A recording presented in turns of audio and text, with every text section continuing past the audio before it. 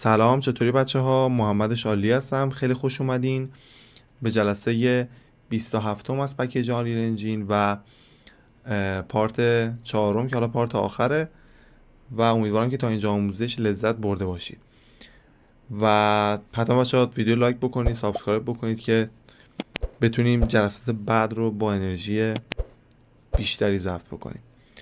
خب ما نورپردازی رو تا حدودی تموم کردیم و نورپردازی البته مصنوعی تا در واقع گفتم بهتون دیگه، چیز خاصی دیگه نمونده.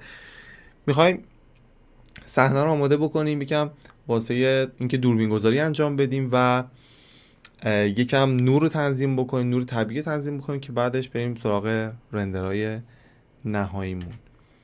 و حالا من چند تا دوربین گذاشته بودم که چک کنم اینا رو ببینم چجوریه. اوکی. خب یک کنترل ال من نگه میدارم، اینو میکشم بالا، میارم اینجا، میچرخونم جوری که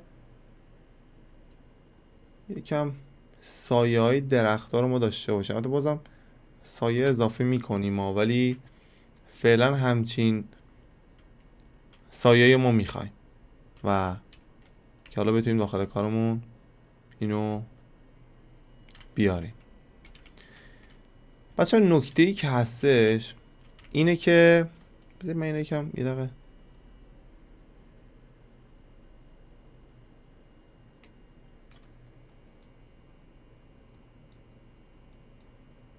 اسم میکنم، بذارید یه ذره نور یه ذره آروم آروم کم میشه. البته چون ما پست پروسس داخل کارمون داریم میتونیم اکسپوژر رو جوری تنظیم بکنیم که نورامون دیگه ثابت باشه. یعنی چه جوری؟ میایم قسمت اکسپوژر رو میزنیم اینجاست، خب روشنش میکنیم، میذاریم حالت منوال. البته قبل اینکه حالا بذاریم حالت منوال، بذارید حالا منوال بذارم، میذاریم 2، میذاریم 3، 15، 16، 20، زیاده 18 به 19. ببینید همچین نور معقولی ما میده. خب ولی اگه الان نور روز باشه، ببینید همچین نوری، ما اصلا همچین نوری نمیخوام داشته باشیم. میایم چیکار میکنیم؟ میذاریم روی 10، خوب نیست، 15، 13 بودن، خوبه، اوکیه. یکم سایه ها رو تنظیم میکنیم به این صورت.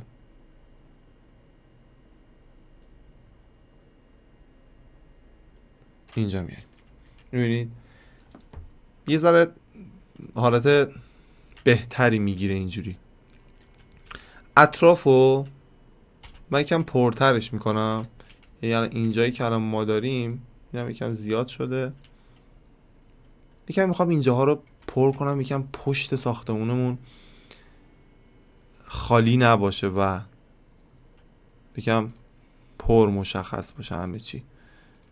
میام اینجا جیومتری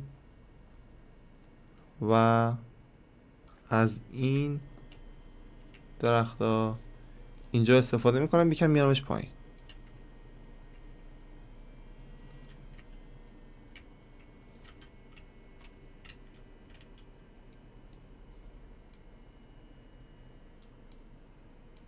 میگم مثلا اون وسط پایینه، ولی نمیخوام اون خط آسمون برای من خیلی مهمه که مشخص نباشه. بچه ها خط آسمون رو سعی کنید پر کنید همیشه.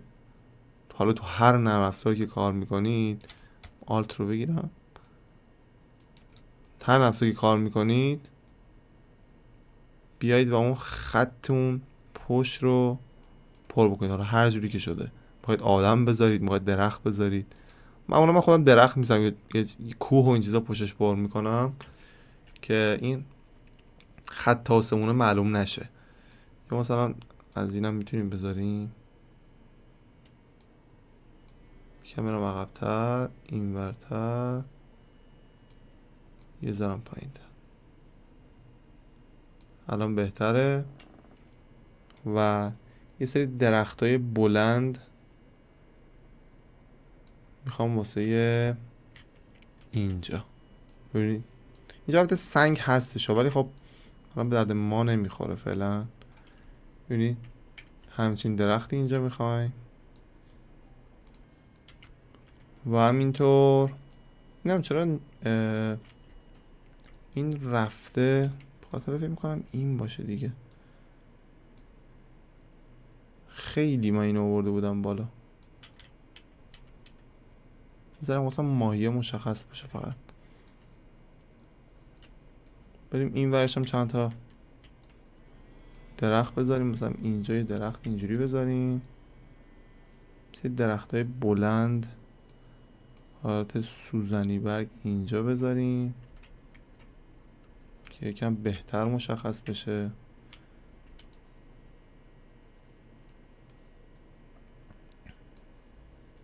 این الان رفته داخل این درخته، یه برمی داریم این برش میکنیم.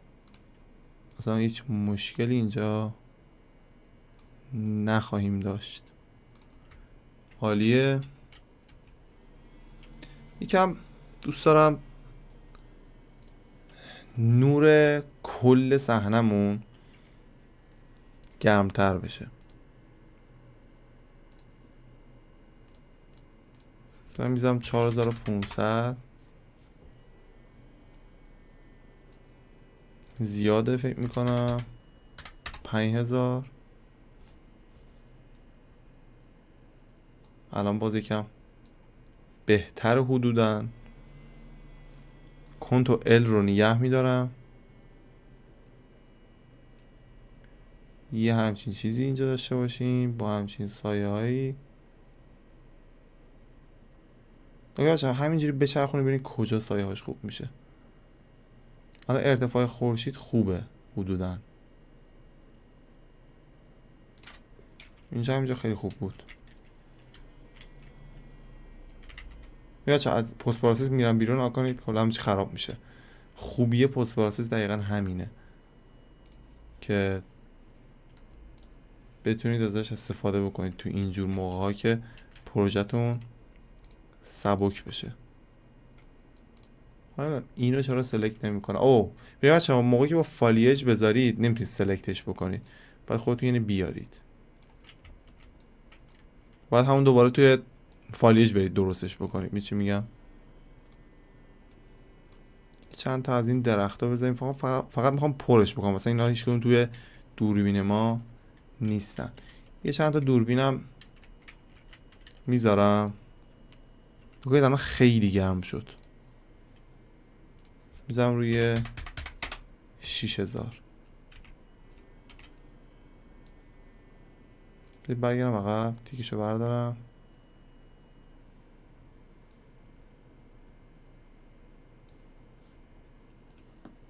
خود خورشید فقط تکون میدم یکم.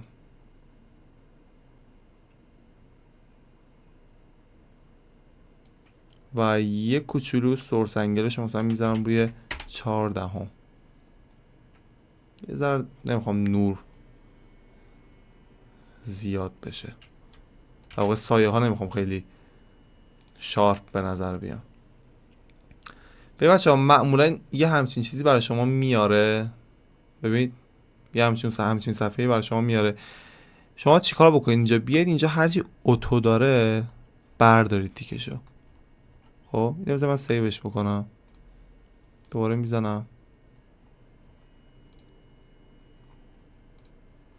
ببینید معمولا اون فایلایی که اتو دارن تهشون باید بردارید. این به خاطر اونه، یعنی اوناست که همچین اتفاقی پیش میاد، هی میگه باید سیو بکنیم و فلان کنیم، چون یه لول دیگه ای برای ما میاد میسازه.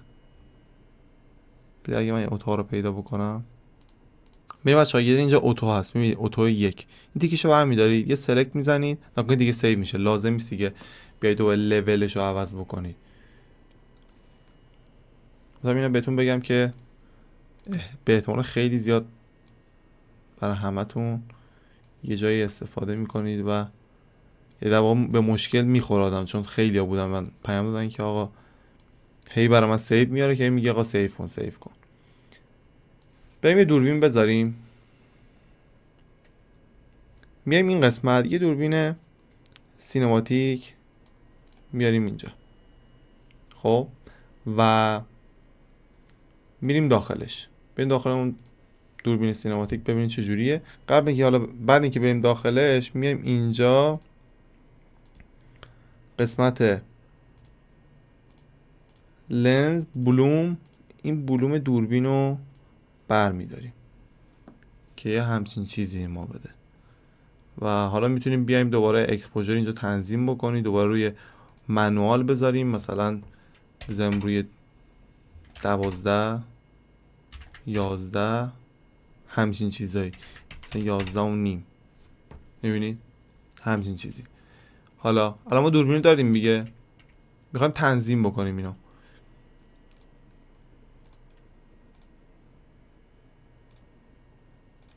بذار بیام قسمت کارنت ستینگ و اینجا بریم بچه ها. اینو معمولا DSLR میتونید بذارید، همون دوربینایی که حالا هستش DSLR میذارن که میتونیم اینم استفاده کنیم، یا اصلا معمولی همون دیجیتال فیلم میتونیم بذاریم، یا اصلا همون کاستومش بکنید، یا این لنزهای مختلفه که میتونیم مثلا لنز 35 میلیمتر ببندید بهش. و من معمولا خودم کلا تو لنز 85 میلیمتر خیلی خفنه، 55 میلیمتر خیلی خفنه که حالا میتونید داشته باشین. آقا ایناش مثلا 85 میلیمتر 1.8 یکم پشت رو یکم بوکه میکنه ولی اونقدر نه. خب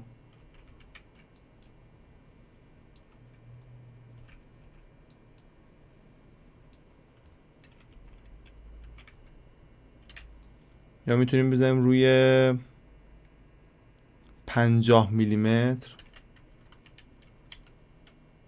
میتونیم بازم تنظیم بکنیم، اصلا هیچ مشکلی نداره. بریم 50 میلیمتر وقتی که بذاریم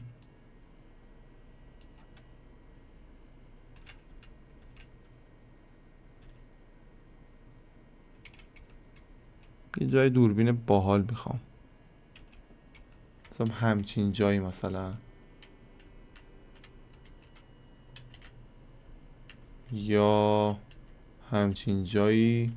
الان فوکوسش هم کامل با هم دیگه کار میکنه.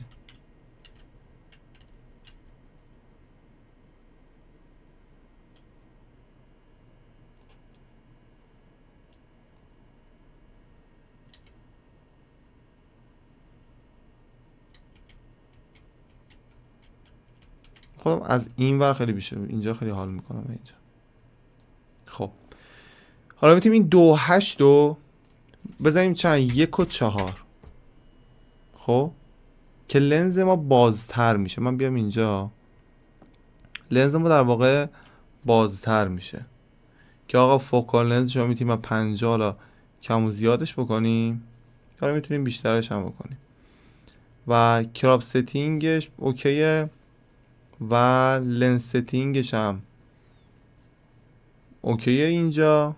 و فوکوس، قسمت فوکوس برای ما چی کار میکنه؟ میاد مثلا این قسمت برای ما حالت فوکوسشو در میاره، ببینید همچین چیزی.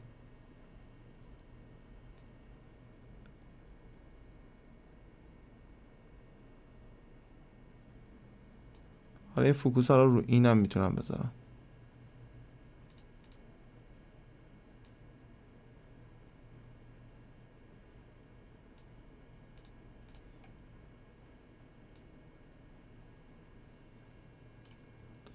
یکم این فوکوس آفست اینا رو یکم با اینا باید بیشتر کار بکنی تا بهتر متوجه بشید چی اصلا. برای بچه ها من این فوکوس رو در واقع تنظیماتش به هم خورده بود ولی برای شما درسته. ببینید وقتی که میذارید رو حالت منوال، معمولا منوال میذارن، شما میایید اینو فاصله این تیکو بزنید، میایید الان یه حالت در واقع بنفش مانند میاد داخل کار. اگه اینو عقب جلو کنید معمولا کمش بکنید میاد. ببینید شما فاصله اون فوکوستون رو مثلا میگید آقا این برگه برای من فوکوس بشه یا نشه. خب میگیم آقا فوکوس نشه، خب یا فوکوس بشه. داخل این بنفشه قرار نمیدیم. خب تیکش هم این تیکا برمی‌داریم که بنفشه بنا کنیم. میگه ساختمون ما میخوایم شفاف بشه و این برگ ما بیاد و تار بشه و میایم اینجا حالا فوکوس آفست این کارو برای ما انجام میده. ببینید ما یه فوکوس آفست زیاد میکنیم ساختمون ما بهتر خودشو نشون میده. اگر فوکوس آفست ما کم بشه، ببینید چجوری شد، برگه واضح تر شد و ساختمون تارتر. اینو ولی زیاد میکنیم که کامل ساختمون ما شفاف بشه و همینطور این هم میتونیم حالا کم و زیاد بکنیم ولی زیاد حالا تأثیر نداره. این میاد در واقع برای ما اون شدت فوکوس رو زیاد میکنه. یعنی من بذارم 3 ببینید چی شد، یا بذارم 5، اون نور در واقع کم و زیاد میکنه داخل کار و تأثیرش رو داخل کار میذاره. معمولا 1 و 4 میذارن و میان از اون ور توی در واقع لنز اینجا تو اکسپوژر میان نور رو تنظیم میکنن کنارش. میبینید همچین چیزی. ما باید همچین خروجی بگیریم. میبینید یه نور خیلی باحال داخل کار داریم و حالا میتونیم دوباره این نور رو کنترل رو نگه داریم. نگاه کنید کامل میتونیم بیایم طبق این دوربین گذاری که انجام دادیم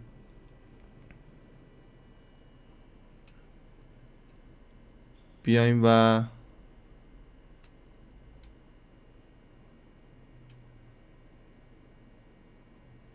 یه دوربین گذاری در واقع یه نور پردازی خوبی داشته باشیم. همچین چیزی میذاریم 9. حالا میتونیم تکون بدیم جاشو عقب‌تر بیا، برگای بالا بیشتر بشه. همچین خروجی من اینو سیوش میکنم. حالا همینو شما میتونید اونایی که حالا کار گرافیک آرتیکس دارن میتونن پس تریسینگش بکنن و رندر خیلی بهتری با نور بهتری بگیرن، ولی خب لومن هم همون کارو انجام میده براشون و مثلا نگران چیزی نباشن. من به یه متریال سفید هم اون زیر باید بدیم اینجا. البته اگر بگیره نمیدونم البته لیت میذاریم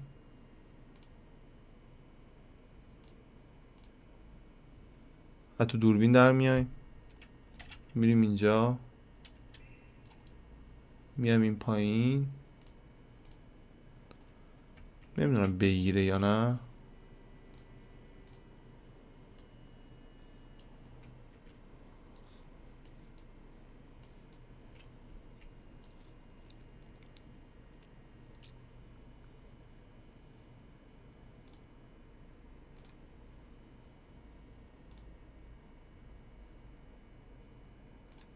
حالا پس تریسینگ رو میزنیم اینجا. من فکر میکنم باید داخل مکس درست بشه.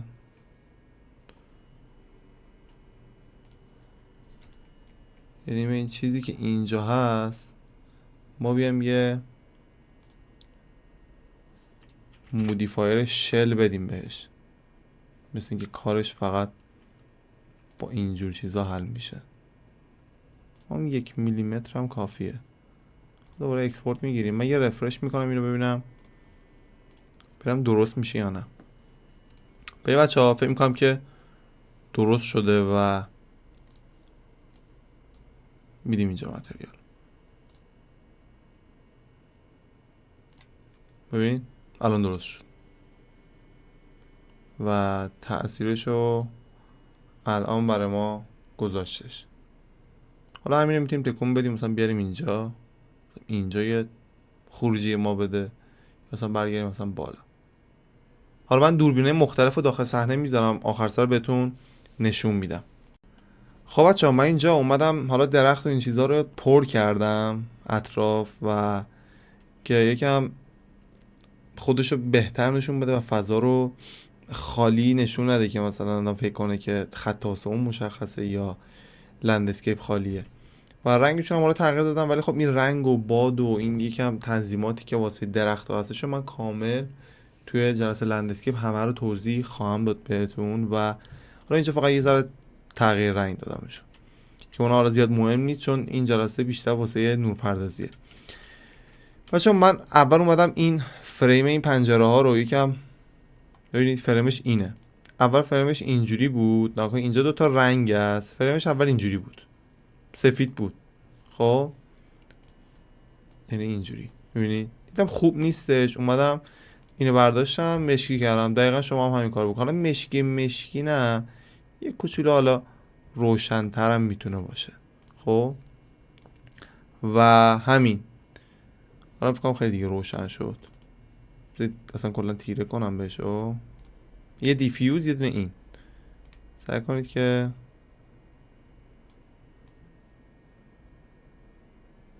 تیره بشه. اینم همینطور. اینم یکم تیره ترش بکنید که در واقع یه همچین پنجره‌ای به ما بده و بتونیم ازش استفاده بکنیم. و نکته بعدی هم این متریال اینجاست. این متریالش من فقط یه دونه تکسچر درت بهش دادم و ببینید یه دونه در واقع رنگ سفید و ترکیب با این تکسچره. این تکسچره هم از خود همین متریالایی که اینجا هستش پیدا کردم. ببینید اینجاست، اینجا. و بیارم اینجا که راحت تر بهتون نشون بدم. ببینید ایناش تکسچر تو قسمت همین ویلا، داخل همین فایل پروژه مکس میارید داخل ویلا تکسچر و یه سری تکسچرهای درت و این چیزا داخل اینجا هستش مثلا باحالن. و ببینید ایناش میتونید راحت استفاده بکنید و بیارید داخل این یه مولتی پلای بذارید این وسط، یعنی دکمه ام رو بزنید مولتی پلای بیاد و بدید به این همین و بدید به کارتون که یه همچین چیزی به شما بده که یکم تکسچر داشته باشه فقط واسه رندر. و نکته بعدی هم در مورد دوربین گذاریه. من حالا چند تا دوربین گذاشتم، حالا این چند تا دوربین آخری هم با هم دیگه میذاریم. اینجا یه سرچ کنیم کامرا. من این دوربین آخری که اینجاست اگر پیداش بکنم عالی میشه.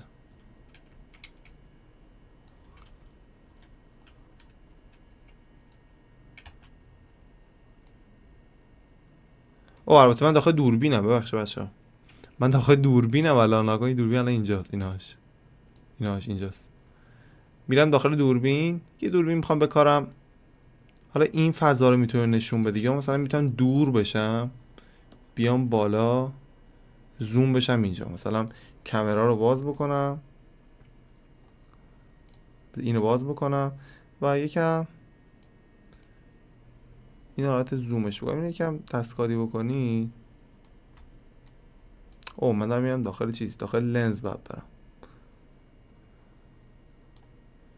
یکم اگه زوم بکنه ممنونش میشم. حس میکنم دارم اشتباهی این کار انجام میدم. این که فوکوس رو معمولا بچه خاموش بکنید، اصلا با فوکوس ما کاری نداریم. و نکته دیگه هم هستش اینجاست که اینو معمولا همین ابعاد میذاریم باشه، یعنی 1080 در 1920، یا اگر دوست دارید میتونید بذارید روی 4K مثلا 2160 در 3840.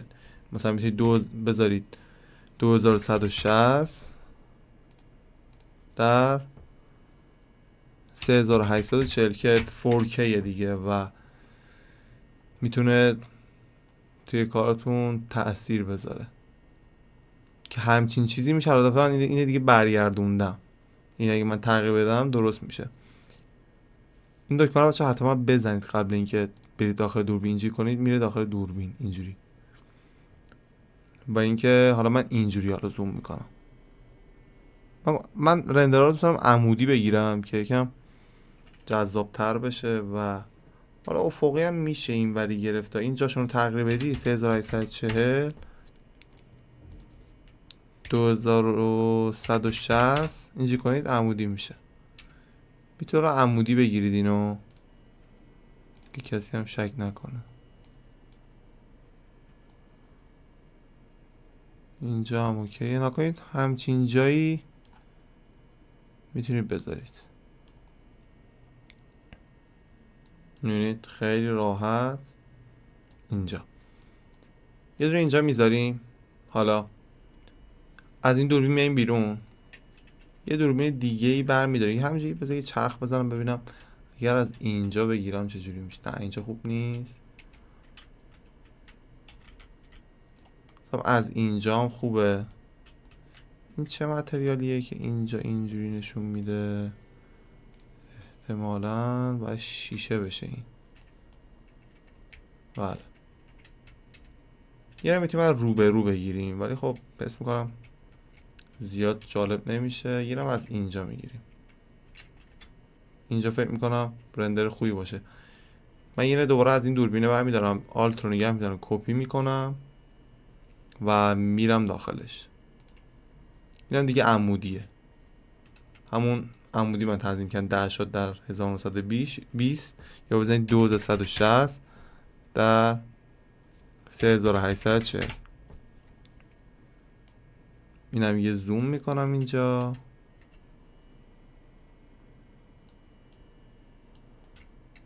برم اون ور ببینم. نه خوب نمیشه. یکم اگر اذیت نکنه یه رندر میگیره. ببین اینجا خیلی خوبه. ببین اینجا این پنجره رو اگه بتونیم حالت باز بودنش رو نشون بدیم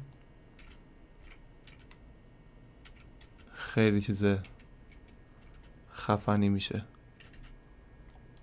کمی هم پایین تر، یکم دوربین رو دورتر میکنم.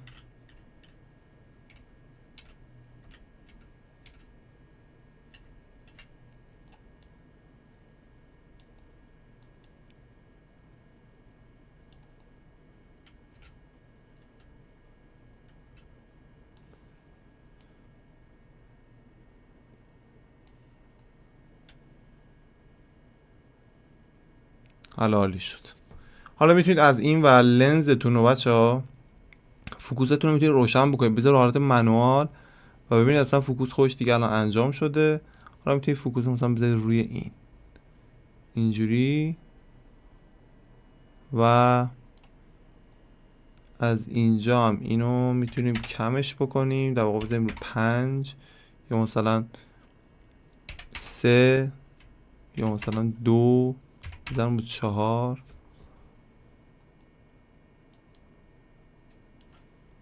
و اینکه یکم اینا رو تنظیماتش اگر بتونید درست بکنید خیلی جالب ترم میشه.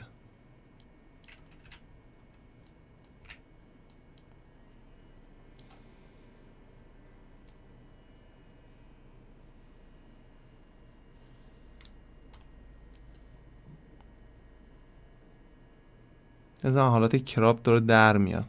نباید از حالت کراپ خیلی در بیاد چون کراپش خیلی زیاد میشه، اصلا دوربین ما انگار سر جاش هم نیست کلا. الان خوبه.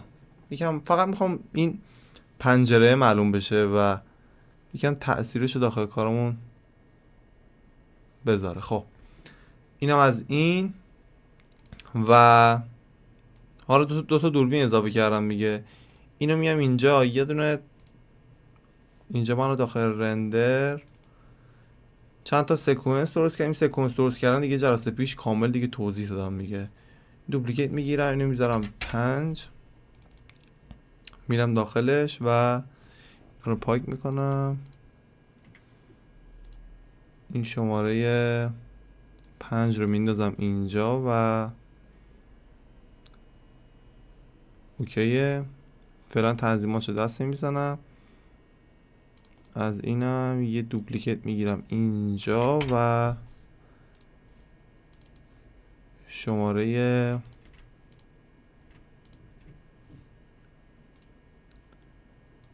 6 رو میندازم اینجا. یه همچین چیزی ما داد و همین تنظیمات رندرم بچه‌ها به این صورته. من یه دونه همچین دوربینی گذاشتم اینجا.